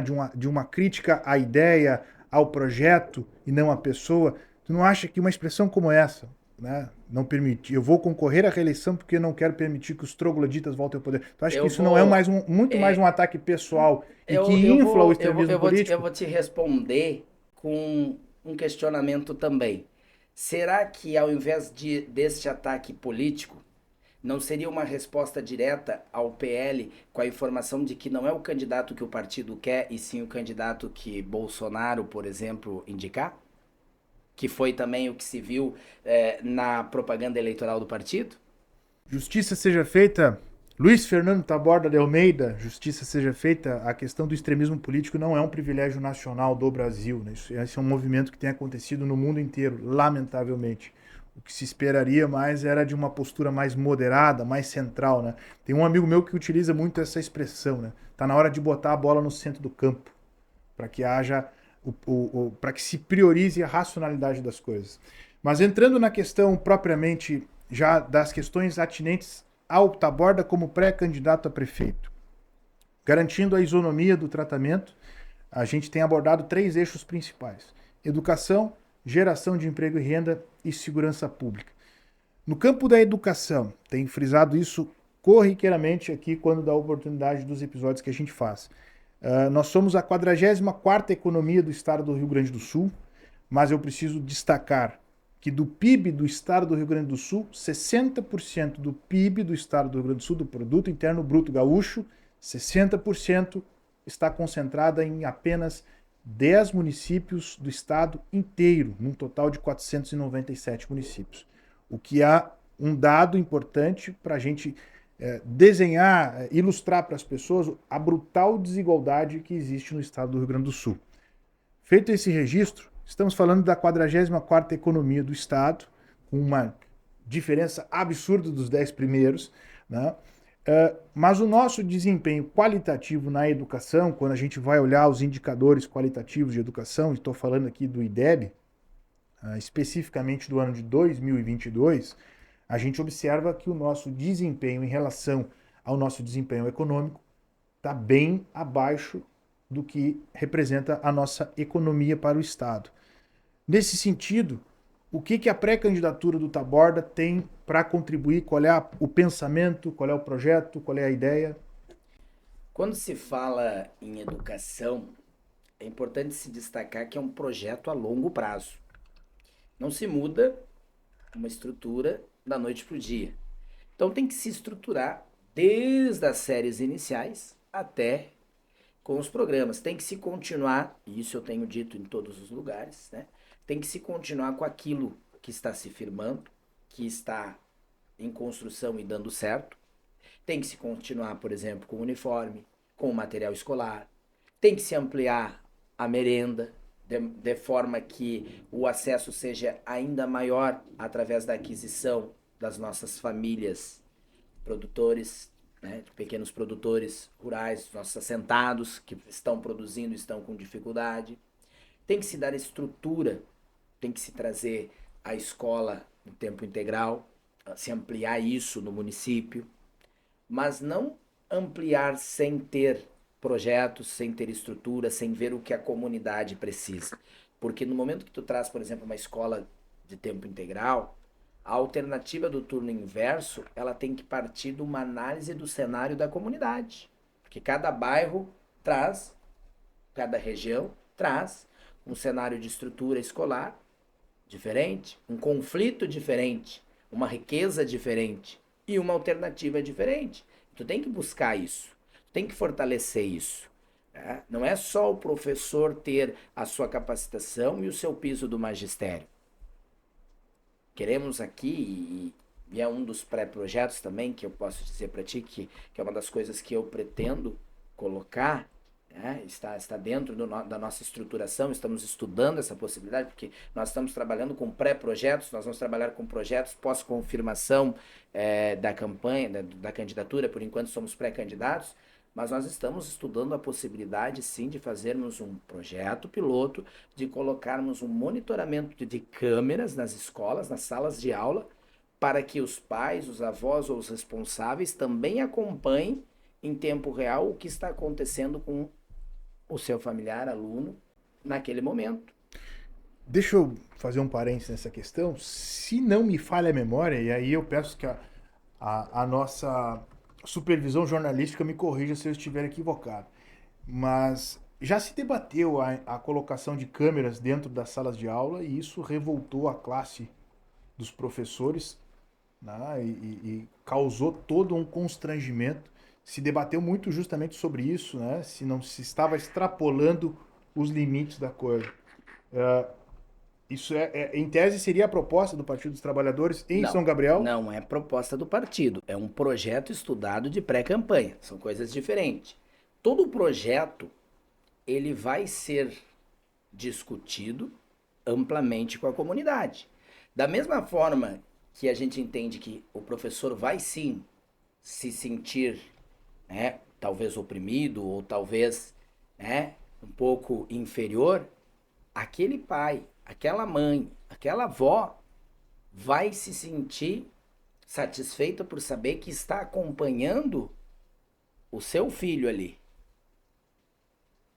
Porque hoje nós chegamos num momento de educação que nós precisamos integrar novamente família, escola, comunidade, e cada dia se torna mais difícil. Essa medida das câmeras é uma maneira de integrar ou é uma maneira, talvez, Não, de colocar o professor numa pressão ainda maior? Não, não é uma maneira de pressionar o professor. É uma maneira de dar acompanhamento à família do que está acontecendo ali. Do que está acontecendo ali. É isso. O pai, a mãe, muitas vezes, vamos pegar o exemplo de quem inicia a escola. Quantas vezes o pai e a mãe deixou seu filho na escola, ou deixa ainda seu filho na escola, e fica lá na porta, no portão, esperando até a hora do recreio ou até a hora da saída? Se você fazer um giro pelas escolas do nosso município, você vai ver isso.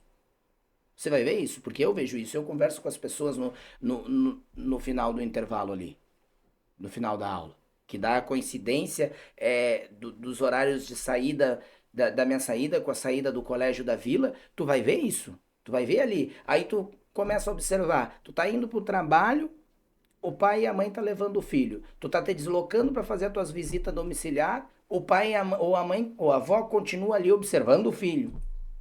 Tu vai voltando pro posto final de tarde ou voltando para casa, o pai ou a mãe ainda tá ali esperando o filho, até por questão justamente de segurança também, né?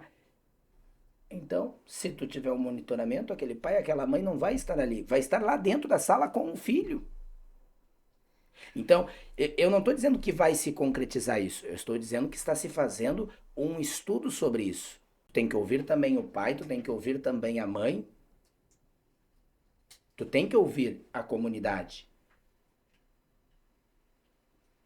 Tu tem que ouvir, até para impedir que aconteçam situações que já aconteceram pelo Brasil. De agressões a professores, de professor não conseguir se defender porque não tinha imagens de que não foi o professor, por exemplo. É uma questão de debate público. É isso que a gente vai trazer, debate público. Mas só que são ações como essa, inovadoras, polêmicas, inovadoras, mas construtivas. Construtivas. E se faz necessário. E aí, dentro dessa ideia de melhorar o nosso desempenho qualitativo, essa seria uma das medidas que se estuda na pré-campanha. Essa medida ela está elencada em vários pontos. Segurança, controle, né? Porque o pai, a mãe, a avó tem o controle do que está acontecendo em sala. Conduta. E, como um todo, como eu te disse, tem que se buscar alternativas nas escolas integrais, opções de diálogo com a comunidade, trazer a comunidade para dentro da escola, o turno integral, ver o que se pode fazer, capacitação dos profissionais. Tudo isso envolve um crescimento a longo prazo. Porque quando nós falamos o investimento em educação, o retorno é demorado. Né? Exato. Então, tem que se plantar a sementinha lá atrás. Uhum. Estrutura, tem muita coisa que tem que se melhorar. Tem coisas que tem que permanecer. E as que permanecem ainda tem que se estudar para melhorar mais ainda. O que nós não podemos ter vergonha de dizer, olha, fulano fez tal coisa, essa coisa é do fulano e nós vamos continuar. Só que nós temos que trazer também projetos polêmicos para a discussão. Porque senão tu nunca vai apresentar projeto, tu sempre vai estar discutindo a mesma coisa. Tá, Borda, eu não posso fugir dessa pergunta em relação ao piso do magistério. Como que vai ser enfrentada essa questão, uma vez que na gestão Roque Montanhari se teve uma dificuldade nesse sentido?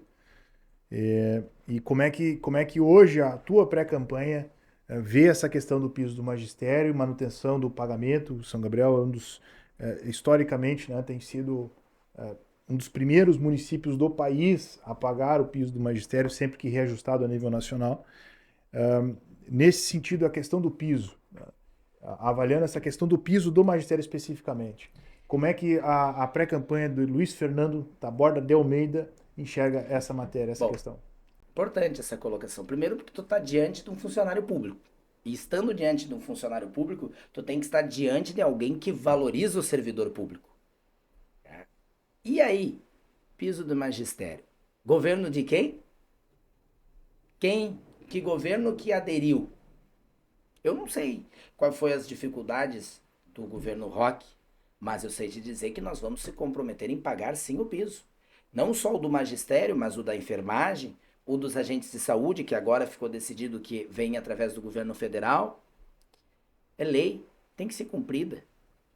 E além disso, já entrando no tópico de valorização do servidor público, tem que se fazer um estudo concreto, através de comissões e através da previsão de renda do município nesses 4 anos, o plano de carreira. Para que não contemple só exclusivamente quem já tem piso, mas o funcionário como um todo. Porque nós temos funcionários na prefeitura municipal que o piso é inferior, ou melhor, o salário base é inferior ao salário mínimo. Só recebe salário mínimo porque ninguém pode receber no país menos que salário mínimo. Princípio constitucional. E isso precisa ser revisto dentro das condições do município, porque também não adianta a gente idealizar muita coisa e não conseguir realizar. Mas para isso tem que se buscar as parcerias, governo do estado, governo federal, emendas, precisa-se nessa hora dos deputados. Mas dentro da tua lógica, né, do que é bom, deve ser continuado, independente de quem iniciou, independente do governo que iniciou, a questão do piso do magistério é pedra de toque, é coisa importante de ser mantida. Tem que se manter, tem que se melhorar, tem que se estudar enquanto servidor público, não só do magistério. Todo e qualquer piso que foi colocado por lei federal tem que ser cumprida, até porque parte ou na íntegra vem do governo federal. E é importante destacar, sim, que quem fez foi o Partido dos Trabalhadores, que é um partido que luta pelo direito do trabalhador, que defende as classes operárias e que está aí construindo isso. Então nós não podemos fugir disso. São leis que têm que ser cumpridas, o município tem que se adaptar. Então não tem como não manter ou cumprir o piso do magistério, a discussão e o pagamento do piso da enfermagem, que eu volto a dizer, são funcionários do município e não do governo federal. Hoje o governo federal manda complemento, mas manda complemento somente para quem ainda não atingiu o piso. Então, com isso, algumas funcionárias de carreira da área da enfermagem que possuem no seu olerite, no seu salário, funções gratuitas, vencimentos, né? nos seus vencimentos, conseguiram acumular aquele período da função gratificada, elas não recebem a complementação do governo federal, porque então já estão ali. Só que piso é salário, elas têm que receber também. E são funcionários do município. Sendo funcionários do município, o município tem que pagar na íntegra. Porque o governo federal, ele não está pagando o salário do técnico, do enfermeiro, daquele hospital privado, ou daquele médico na clínica, e são profissionais também contemplados pela lei. E esses recebem pelos seus patrões. Mas voltando para a educação, o piso do magistério não... Tem que ser pago. Tem que ser pago, perfeito. Vencemos a questão da educação. Indiscutível. Partindo para a questão da geração de emprego e renda, né? Qual que seria a proposta da pré-campanha do Partido dos Trabalhadores, de Luiz Fernando Taborda de Almeida, para geração de emprego e renda? Isso, não de hoje, é um grande problema no município. Tá? Sempre tivemos aí candidaturas de ponta, e aqui vamos destacar, porque não, as candidaturas de Balbo, de Rossano, com divulgações de que, se eleito, trariam ao município grandes empresas, chegavam a mencionar, inclusive, as empresas que viriam para São Gabriel. Mas a gente se faz uma pergunta assim: São Gabriel hoje tem estrutura de receber uma grande empresa? Vamos começar pela questão da energia. Não tem. Não tem condições de aportar. As empresas grandes que nós temos no município, da área da alimentação, da área do arroz e da área da questão da carne de corte, né? Ou tem que transpor para poderem conseguir dar vencimento na questão energética, ou não teriam condições de estar no município. Então nós temos que começar fazendo uma discussão da produção interna, fortalecer os pequenos produtores, incentivar a produção da cachaça, da batata doce, que está surgindo por aí e que esperamos que vingue no nosso município, incentivar a compra para merenda escolar, incentivar o escoamento, porque as nossas estradas muitas vezes não permitem que os nossos pequenos produtores tragam a sua demanda de produção para o município, trabalhar com incubadoras, incentivar a criação de pequenas empresas para poder compor também o trabalho do município, aumentar o número de trabalhadores do município, para que nós não fique refém sempre das mesmas empresas, com saída de trabalhador e entrada de trabalhador, empatando ali o número de vagas deixadas e o número de vagas preenchidas. A ideia, então, é o fomento aos pequenos. Inicialmente, sim, nós temos que começar pelo básico. Pelo básico. E aí sim, começar a se fazer estruturação para se trazer, se pensar em trazer, em oferecer a grandes empresas da área da agricultura, da área da produção industrial, o espaço para o município de São Gabriel, que não tem aporte e não tem distrito industrial. A ideia, então, é construir um ambiente atrativo capaz de, aí sim, pensar num grande investimento, numa grande empresa, uma grande indústria, enfim. Perfeito. Para a gente finalizar, nosso último tópico, segurança pública. Agora é um pouco mais calmo, mas durante muito tempo, né, dominou o debate popular no nosso município a questão da segurança pública, né? Assaltos no patrimônio municipal, né? O que também é um patrimônio do povo, né? Nas escolas, enfim, problema de muitas brigas. E a segurança pública, em um dado momento, foi centralidade do debate político do debate político gabrielense, em São Gabriel. Daquilo que representa a tua pré-candidatura, o que se enxerga e o que já se diagnosticou e se tem de proposta para a segurança pública? Guarda municipal é o caminho? O município tem orçamento para isso? O município não vai ter orçamento sozinho para a estruturação da guarda municipal. Isso é indiscutível. Mas isso não quer dizer que o município não pense e não projete guarda municipal. Agora, o que não dá para aceitar, por exemplo, é uma Secretaria de Segurança Pública sem guarda municipal, porque no momento que tu não tem guarda municipal, a segurança pública fica em torno da Brigada Militar. Então precisa se pensar. Tanto que, por não haver guarda municipal, se acabou com o projeto do parquímetro, tá? Do estacionamento rotativo, que querendo ou não, faz falta no município, porque hoje tu procura uma vaga no centro da cidade em horário comercial, tu não encontra. Lá no início do governo Roque, se teve todo esse projeto, parquímetro, guarda municipal, secretaria de segurança, porém não se seguiu à risca o que contemplava o projeto. Porque se seguisse cada coisa na sua ordem com o seu investimento, hoje estaria muito melhor estruturado. O que acontece agora? Temos que analisar a viabilidade das coisas. Temos que analisar se realmente, diante da crise que estamos vindo, da crise climática, da questão de enchente, da questão de aporte do governo federal, da questão do próprio governo estadual, tem que ser viabilizado se o município de São Gabriel, enquanto prefeitura, vai ter condições de um aporte inicial de estruturação da Guarda Municipal.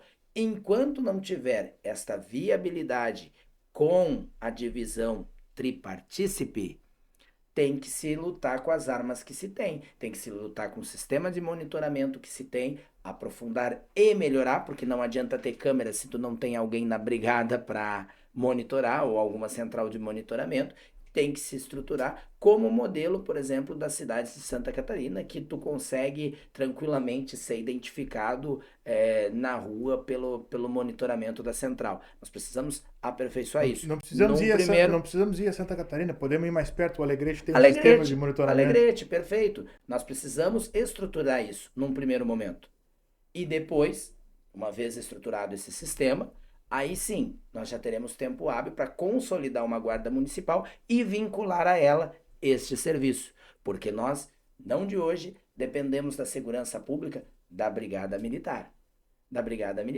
E é óbvio que nós não temos efetivo suficiente para nos dar a segurança do nosso patrimônio público, que é o primeiro fim da Guarda Municipal, a questão voltada ao patrimônio público.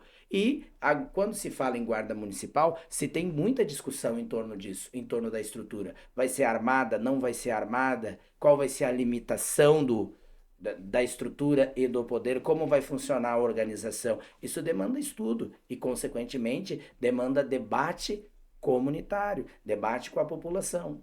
Que nem a questão que tratamos agora há pouco da questão do projeto na área da educação. Depende do debate. Vamos levantar a questão? Vamos levantar a questão. Existe uma coisa muito boa no Partido dos Trabalhadores, que é o orçamento participativo e as discussões em comunidade. É isso que nós vamos fazer com a Guarda Municipal e com tantos outros assuntos que envolvam a comunidade em geral. Fazendo o debate com a comunidade concorda com a implementação de uma guarda municipal. E aí olha para a realidade orçamentária do município. Como é que vai fazer para executar? Tem que discutir, tem que remanejar orçamento, tem que colocar no debate da comunidade quanto vai custar. Tem que chamar os lojistas, tem que chamar a população em geral, tem que tocar a cada um a responsabilidade de si. Não se faz nada sozinho, prefeito. Esse projeto é amplo, tem que ser discutido amplamente com a comunidade. As câmeras que estão aí partiram por intermédio de quem? Do comércio, dos dirigentes lojistas. E é isso que se espera quando se fala em guarda municipal, que todos tenham no âmbito de município a questão da competência e da obrigação de cada um somar para se manter. Porque quando se fala em guarda municipal, não quer dizer ali, ó, assumiu em janeiro, em fevereiro já temos guarda municipal. Não é isso. E não vai ser isso nem mesmo para quem está no poder, porque se fosse assim, eles já teriam guarda municipal. E a complexidade de aquisição de equipamentos necessários, uniforme, viaturas, enfim, fora que é um plano de carreira específico, né? Isso não geraria uma inviabilidade para o orçamento do município? Claro que sim. Por isso que tem que se fazer um estudo na relação tripartite. Além de, claro, solicitar emendas parlamentares aos nobres deputados, para que, somando, se veja de fato a viabilidade. Agora, o que não pode é, por exemplo, se fazer concurso para a Guarda Municipal sem existir a Guarda Municipal. Claro, não é o caso, eu estou usando como exemplo. Sim. Tu entendeu? A consolidação do projeto, ele não passa pela fundação. Tem que ter viatura, tem que ter uniforme, tem que decidir se é com armamento, se é sem armamento, dependendo de como vai ser a conduta do procedimento a seguir. Tem que ver sede, né? Porque vão funcionar no sistema de hierárquico. Eu insisti nessa questão do orçamento, Taborda, e tem uma razão para isso. Hoje ainda foi notícia divulgada, se não me falha a memória, pela FAMURS, numa queda de 40% do repasse de ICMS para os municípios. Isso já para esse ano, realidade desse ano, o que representa aí quase uma diminuição na realidade no município como São Gabriel. Nós estamos falando aí na ordem de 15 a 20 milhões a menos no orçamento do município. Então, assim, e a realidade de 2025 não vai ser muito diferente disso. Então, por isso que eu insisti nessa questão do orçamento, porque não vai ser uma equação fácil de fechar. Né? Não vai ser diferente, e te digo mais, talvez seja até pior. Porque é complicado trabalhar orçamento diante de uma catástrofe que estamos vivendo o estado inteiro. Não é uma situação, nós não estamos falando de uma situação local do nosso município. Nós estamos falando do nosso estado do Rio Grande do Sul. Então, com certeza, mas em nenhum momento eu te disse assim, ó, nós vamos fazer e vamos fazer em 2025. Não. Isso é uma estrutura de projeto a se pensar para a execução de um governo de 4 anos. Porque tem que se subir, tem que se buscar as parcerias, tem que se estudar o que vai competir ao governo do estado, o que vai competir ao governo federal, o que o município pode, com certeza, nesse caso, provavelmente a maior contrapartida venha do município. Né? Então, o que se tem hoje se tem consciência da realidade orçamentária do município. Então, em tese, a tua proposta é construir o ambiente para que se chegue à implementação e instalação de uma guarda municipal. Desejamos implantar, mas precisamos construir a discussão com a comunidade. Sabemos da importância que vai ser para os prédios públicos e para a comunidade. É mais segurança a todos. Mas dizer que vai implantar também não dá para fazer. Não, tem que se ver, se trabalhar com as realidades dos números. A prioridade tem que ser o quê? Pagamento do funcionalismo público, tem que ser investimento em saúde, educação. Posteriormente, vai ter o investimento da segurança? Sim, mas dizer que o investimento da segurança vai ser numa guarda municipal, bom, isso já é uma questão a mais na análise. A ser debatida. A ser debatida. Perfeito. Luiz Fernando Taborda de Almeida, vencemos todos os 3 eixos principais que a gente elegeu como de importância para o debate, para essa conversa com os nossos pré-candidatos a prefeito. Eu tive a honra de receber aqui Luiz Fernando Taborda de Almeida. Agora eu não esqueço Agora mais. não esquece. Não esqueço mais. Completinho. Completinho. Luiz Fernando Taborda de Almeida, ele que é pré-candidato à prefeitura de São Gabriel pelo Partido dos Trabalhadores, o PT. Deixo para ti, Taborda, fazer a explanação final, fazer o fechamento. Sinta-se à vontade, o microfone é todo teu para deixar alguma mensagem, alguma ponderação que por algum motivo eu não tenha te questionado. O microfone é todo teu. Muito obrigado. Eu quero agradecer a oportunidade deste espaço tão importante para nós explanarmos aí um pouco dos nossos projetos e das nossas ideias, polêmicos ou não, mas de extrema importância para a nossa comunidade gabrielense. Quero agradecer também a audiência de quem nos escuta até o final e nos assiste.